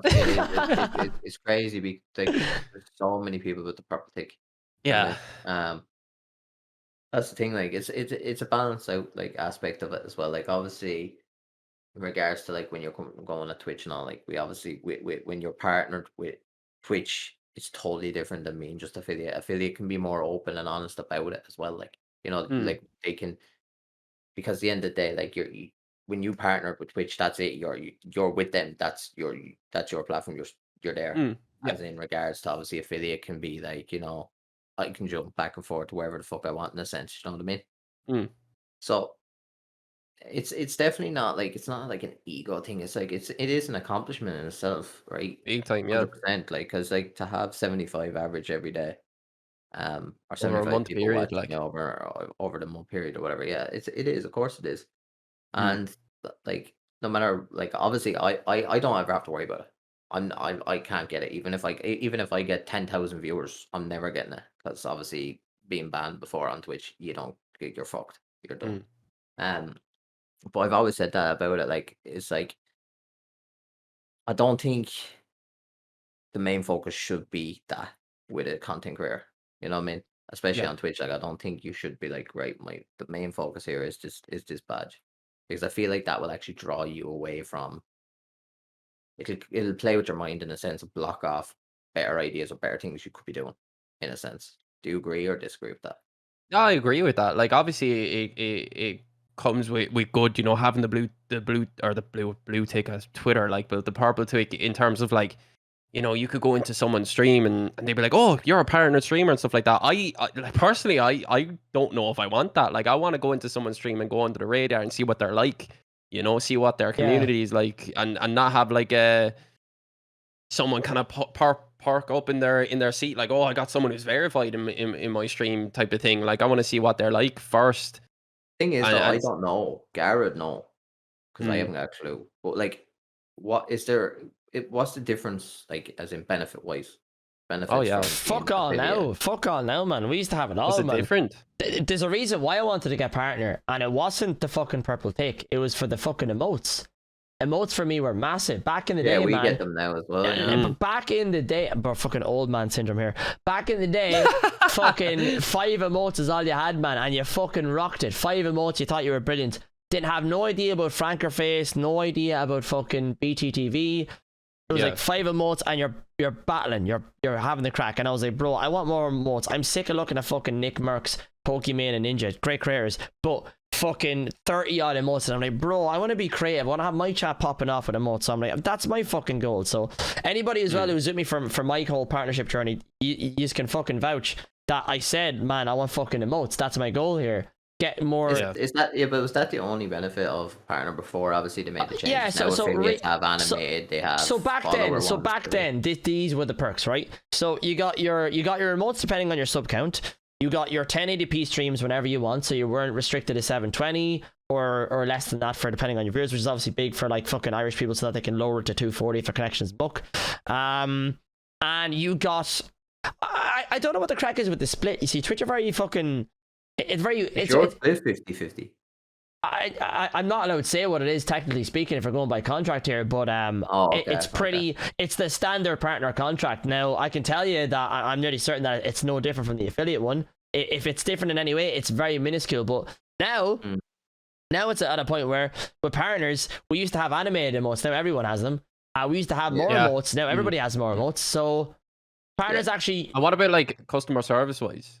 Yeah, so here's the deal. There's 2 things that partners have right now that are still to this day, which is the 1080p streams anytime you want. So if you set it at 1080, you're going to get that. And when you message Twitch support, you're going to get a message back in 24 hours.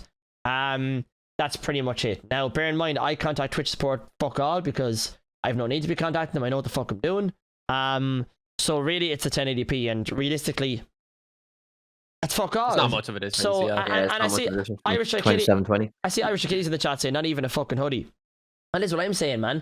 Fucking partners don't get any package. You don't get nothing on YouTube. When you get milestones, you get fucking plaques, and I don't understand how you didn't get a package though, because I got no, man. No, do you know what the thing? No, because the likes of like Biggs, who I used to do the podcast with, literally only became a partner streamer when that shit was happening, and he got a gift box. Yeah, you see, you get fuck all, man. So it's why I really agree with your point about the partnership being only a little symbol, and it means fuck all. Maybe if it's an ego boost to you, if you're that type of person that you need that in your life, fucking by all means go for it. If it helps you, it helps you. Yeah, but in my opinion, partners straight away. So fair enough. If we're gonna go down the road and say, okay, affiliates, they're not there yet, 50-50. All right. Well, partner there should be a fucking. Oh yeah, 100%. Yeah, no. Because you are literally fucking. You've done it for the platform. Yeah, you got what they asked you to do. You've signed yourself over to them. So what you sign yourself over? Where's my benefits in a sense? What extras do I get from this? You know what I mean? So yeah, it's a bit fucking mad. Like it's what I'm saying. So it's why I highly encourage anybody who's who's at a point right now. If you want to get partner, by all means, fucking go for it. Like the likes of Mr. Gibbon right now, who's really going for it, man. I wish him the best of luck. I'm fucking raiding him as much as I can when I see him go live, because I know he was where I was when I was trying to get it as well. But now all there is just a fucking symbol. There's nothing else. There's nothing else attached to it that makes you actually want it anymore. You don't get no package. You don't get no acknowledgement. You get fuck all. You get a little tick beside your name. And don't get me wrong, like, yeah, it's great and all, but I'm not going to go into other people's chats just to show off a tick. That's super lame. That's fucking dog shit. But it's like, it's crazy because, like, as I said, it's like when I'm looking at it, it's like becoming so common. It's like I actually work and know more partner streamers now than I do affiliates. Like nearly all the boys I've worked with in the last year and a half, 90% of them are partners. You know what I mean? Like from CMG, all the content creators were partnered. And then the podcast before this one I did was partners. And then I come with Gara and he's a partner. Then you look in the chat, you see IrishGenesis, he's a partner. You see Funky Town coming in, he's a partner. You know, so there's just it's crazy. Like it's coming more fluent as well. Like there's a lot more people that are getting it as well now. Like, you know what I mean? Because it's what I'm finding is a lot of new streamers coming on the block, if they have the right people already around them in a sense, they can get it very, very quick. You know what I mean? I think TikTok and stuff like that helps big time. Really? Like TikTok and stuff like that wasn't there, you know, 2-3 years ago when there was a lot of people going for partner and stuff like that. TikTok was a big thing to push out your content and like the amount of views that you can get on TikTok, the amount of people that you can drag in is insane. Yeah, you know. Yeah, TikTok's a massive influence. Like the Paddy Murphy as well. He's a FIFA streamer. He brought all of his audience over from TikTok, and he got partner, and now he's thriving on Twitch as well, and in a lot of other areas too. So yeah, there's a lot of other platforms like that. I think TikTok is the best one. I said it before. In terms of content creation, if you're not using TikTok as a content creator, you're doing it wrong. It's such a fucking viable platform to really boost what you're doing and to get your face out there. I seen Pistol Bob in chat actually asking about partnerships saying better for sponsors. In my own personal experience, dealing with mainstream media, yes, because you're verified. It's like, you know, you see a verified tick, and in mainstream media, in terms of that, you're basically looking at somebody who's essentially risk free because another brand has deemed them risk free. Do you get me? Yeah. So for me, being a partner in Ireland, I definitely feel like I've gotten a lot more experiences through it, and it's not something I lean on. Like, I don't go into conversations and I'm like, yeah, I'm partner. Like, I don't say that shit at all, but it stands you out from the rest. And it's like, you know, when you go to school and they're talking about making a CV and this and that, it's like, it's that one thing that separates you from other people that might be the thing that gets you a deal. It might get you a brand deal. It might get you an experience. But that's another thing though, that like, if I'm going for partner, my goal isn't to get the badge to get a sponsorship or to get a deal. It's like, that could come with you anyways. It's a small badge at the end of the day, and it shouldn't define you or your content regardless. So that's why I agree with you guys completely in terms of that. And I see, just looked at that there, Achilles. Yeah. And I don't know, because it's kind of hit and miss. It so really is. I'll read the question first, Jenny, for anyone listening on Spotify. Oh yeah, shit. Jenny's just talking to himself there. Yeah, lad, I don't know, man. Everyone at Spotify's like, yo, what the fuck's going on? Yeah, so Irish Achilles, partnered Irish streamer, asked, is it down to hard work or are Twitch handing them out to certain individuals and not to the hard working people who deserve it? So Jenny, continue. I swear, boys, like, without Gara here, lads, I'm just here for the lols, like, realistically, you know what I mean? I'm just that guy that, like, you know, if Gara gets an awkward question, she's just like, so Jenny, do you want to answer that one, do you? I mean, he just knows I'm gonna answer it. But yeah, sorry, our listeners on Spotify, I do apologize about that. But for me personally, I think it's like, I don't know, I think it's random half the time. I really do. I think it's just a look at a fucking draw when you're handing in. Like, I think 20, 30 applications come in at the same time and they're like, fuck it, let's pick 2 or 3. You know what I mean? They're probably in there playing fucking X and O's, you know, who gets to pick who. But honestly, random name generator for me. That's what I think. Yeah, no, there's a lot of different ways you can take it, and I see even Junior Hobo in the chat. He recently hit 100k on TikTok. Just really, really good FIFA content. He said, number one advice to anyone who wants to grow is to start with TikTok and build from there. You know, Rusher, I think you'll agree, because I know you have you've really put a lot of time in the TikTok, that it's one of these platforms that you can grow very easily on, and when you hit a certain threshold, you can bring some of that audience over to your Twitch streams and your YouTube as well. Yeah, 100%. It's very hit or miss though. Like, you know, you could get a TikTok that could blow up, get million, 2 million, 3 million views or something like that, but you might not see any gain from it in terms of like, you might see gain on TikTok. You might see followers coming in on TikTok, but that means fuck all if you're streaming on Twitch and you want to grow your Twitch, like, you know. I personally don't see much people coming in from my TikTok. You know, I don't really see anyone coming in, you know, hey, I watch your TikToks and they stick around like that. I see a lot of people, like, I don't really make those type of TikToks as well. I make TikToks that are kind of like clips here and there, and and nothing really that can grab people's attention, in which I should probably be changing my content. But yeah, I feel like when people really make out those TikToks that are like, you know, make sure that they get the point across that they're live on Twitch or that they do stream on Twitch and stuff like that. Like, I really respect people like that constantly put out TikToks like that, and they always blowing up and stuff like that. You can see the benefit from it there, you know. It depends on the style of content. Like, I only recently started on TikTok myself, like, and I've only got like 500 followers, and with the, like, I was doing a couple of videos here and there trying to figure out what's going on, but I made like one video, and it was like fucking a duet one where there was like fucking group of people were like saying they were going on a mad session or whatever, and they poured in like one bottle of vodka, like 2 bottles of Wicked, and like 17 bottles of 7 Up into a big barrel thing, and said bits. So I done a duet, and I was taking a piss out of them, and that, like, I was over the moon because I got over like 5,000 views, and I was like, holy fuck, you know what I mean? Like, because like I was only getting like 300-400 views in each video. And then I got 5,000 views, and I was delighted with it, like absolutely over the moon. I was like, 5,000 views, I'll fucking take that all day. But like, it was funny because it's literally a video where I'm literally taking a piss out of people. You know what I mean? Yeah. Pops off. Like, so I think that's where I'm gonna go. I'm gonna literally just start ripping into people on TikTok, like, and just doing that kind of. I swear to God, I think that's just my route. You know what I mean? Like, finding these videos, that really piss you off, or you're like, oh Christ, here we go. You know what I mean? Yeah. Duet the thing and just rip into them and just put out there, fucker. I'll be that guy. You know what I mean? I feel like TikTok's a very different kind of area that is different to any other place that's been on like social media and stuff like that. But I like, I've said it a load of times, and I can't get the point across as much as I can. It's like, how many times do you guys scroll through TikTok, and the amount of TikToks that you could, the amount of TikToks videos that you could scroll past, and even today alone, like, how many of them do you remember, let alone clicked into their profile, you know? And you're expecting people to like click into your profile, click the link, go onto your Twitch, follow, all this stuff, you know? Like, I don't go onto Twitch, or I don't go onto TikTok, you know, to see Twitch streamers. I don't go onto TikTok to like scroll through and see, oh, who am I going to follow on Twitch today? You know, I'm going on there to look up funny videos of fucking dogs and shit. You know, like, who you know, my favorite one is?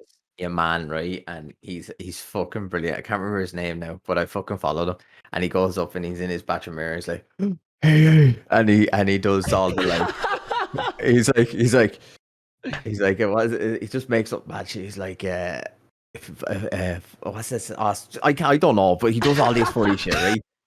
I can't think of it, but like, he's like, you know, he just he's doing another one, but the fat guy, and he has the hat, always wears the beanies. Oh, you're on about the fella who always like goes, or Brett. Yeah, Is that the lad you're on about? Yeah. No, he always has like a filter on that makes his face look really red and rosy, and then he like farts and shit. Like, yeah, man, he's so funny, dude. He's fucking gas. And after each time, like, he does these kind of things, like, where you think to yourself, like, mind blowing shit, like, you know what I mean? As in, like, I spelled backwards as I, that kind of shit, right? Oh, After he always was like, no, like, yeah. He is the funniest cunt ever. I swear to God. Like, if honestly, I'd love to get him on here. I really would. I really would. I know he'd never answer me, but have him on here, man. Yeah, that's the thing with TikTok though. Like, I feel like, I know some people in chat. I know Bisto Bob said it in the chat recently about, you know, short form content. It's hard to bring people over to the likes of Twitch and YouTube because it's long form, and that kind of goes with what you're saying, Rusher, where people kind of scrolling through. Yeah, that's him. Achilles. Yeah, and then Achilles said the same thing, you know, about TikTok views or like Instagram likes.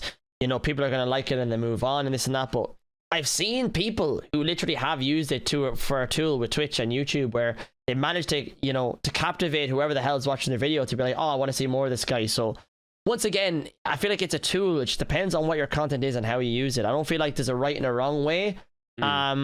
But at the Very same, low percentage of people. it that is, would yeah. come in and do that, Generically though. speaking, yeah, you are talking a low percentage. But the thing about TikTok, though, and that's what makes it so popular and so powerful, is the discoverable rate is absolutely ridiculous. It has the best discovery rate possible due to the fact that you use a tag or you copy a trend, and you're going to be in the algorithm like nothing. There's never been anything like that. It's absolutely insane. Yeah. The discoverability on it. Yeah, it's what I'm saying. It can be used as a tool, but once again, I feel like it's kind of how you use it, and obviously bringing over viewers from any other platform is ridiculous. Ninja's a great example of that to Mixer. Obviously, he got a couple of thousand, but you know, Ninja's a couple of million guy bringing over a couple of thousand. So if you look at it in that terms, it's the same kind of situation. I don't feel like it's TikTok. It's like just bringing people over to a different platform. Like Dr. Disrespect, man. He's one of the content creators I look up to, and I'm like, man, if I can be like him one day, I'm killing it. Just the production level, the entertainment.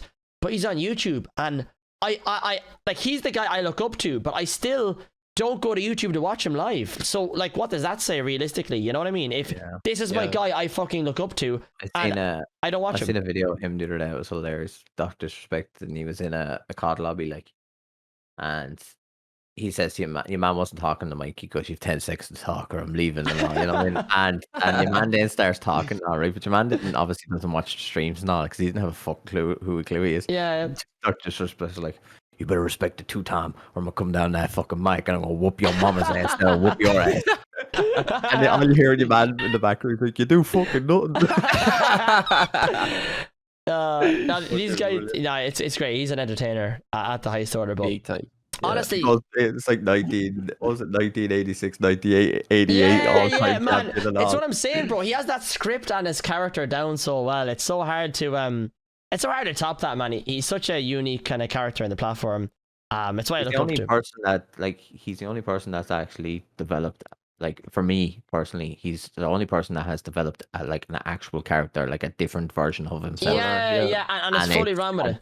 Sold it, like, you know what I mean? Like, he has the utmost sort of respect that he can literally go to events not dressed up like the way he does go on stream, and you know what I mean. He just like he went to an American event. I think it was like the FaZe Clan were involved in a Lamborghini and stuff. Yeah, he pulled up in Lamborghini now and gets out, and he just looked the part. He owns it, man. He owns it. And the respect he's shown is like red carpet shit for him. Like, he definitely is. He will be probably, in my opinion, the greatest to ever do it on Twitch. I like, obviously, full respect, obviously, in terms of money. If you're going down the money route, yeah, okay, we'll give it to Nick Merckx. Unbelievable. I'll always love Nick Merckx. Yeah. Ninja, all these boys, yes, they've cracked that case, but in respect levels and being that all-time out and out what it means to really make it as a creator, he's pars above everyone. Yeah, it's why I look up to him, anyways. But listen, lads, it's been an absolutely fantastic podcast. I feel like for me, even on a personal note, Rusher, obviously I've chatted to you on a couple of times, you know, in Discord or whatever, but it's nice to kind of hear more about you and hear more about your journey and stuff, because obviously, you know, I'm not going to be popping into your chat and be like, yeah, where'd you start, man? You're playing in the middle of a game. Like, fuck off, guy. Where are you from? You know what I mean? So it's really nice to hear from you. Yeah. That'll be doing here. Your mission on the right. But no, I feel like a lot of people, even in the chat, will like to hear this side of you and to hear more about your journey and kind of how you feel about stuff. So I really appreciate you coming on.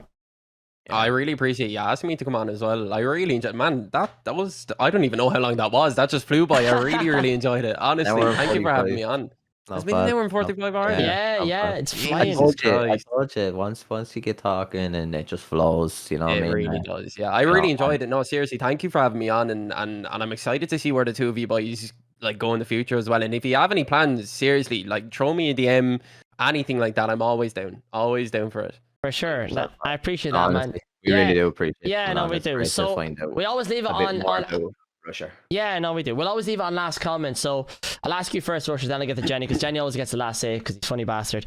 Rusher, final comments on today's podcast. I mean, I'm just fucking grateful for you having me on and stuff like that. I really enjoyed getting to know you a lot more as well. Like, obviously, Gar, I've talked to you plenty of times in Discord calls, but not on like a personal level like we have here. But like, even yourself, Jenny, I think this is the first time we've actually properly talked together, isn't it? Yeah, it is. Yeah, and I'm actually really happy to get to know you. I feel we kind of have the same kind of energy and stuff like that, and mindset in terms of stuff. And 100%. I'm excited for the future in between like all the Irish content creation scene and stuff like that, and to see where it actually goes. I'm really excited for it. Love that. 100%, man. Yeah. And I'm looking forward to seeing your content, dude, with the YouTube and the Twitch, man. I've been supporting you for I don't know how long, but man, I look forward to seeing you absolutely smash out of the park, as I'm sure you will. Thank you, my man. Of course, man. Jenny, final comments today. Final comments. At least we know that if we ever get stuck on a stranded island, Gara's always good for the laugh. For fuck's sake. You know, Rusher didn't pass history or maths, but he fucking aced woodwork, which is good to see. And I was. And he's a lot fitter than me, you know, even though I'm built like a tank, you know. We won't it. But no, honestly, it's been a pleasure. I've had so much fun. It's actually been one of them podcasts where we can say we finally got to know the guy behind the fucking camera. And honestly, I wish you the best luck at everything you do, Rusher. I think you'll smash it out of the park. I've no doubts in my mind. And yeah, I'll see you on the breakfast show. Thank you so much, man. I appreciate you. All right. Thank you, everybody, for watching. Hope you enjoyed this episode of the podcast. We'll be back next week for another one. Thank you so much, guys. We'll see you again very, very soon. Good luck. Good night. God bless. Bye-bye.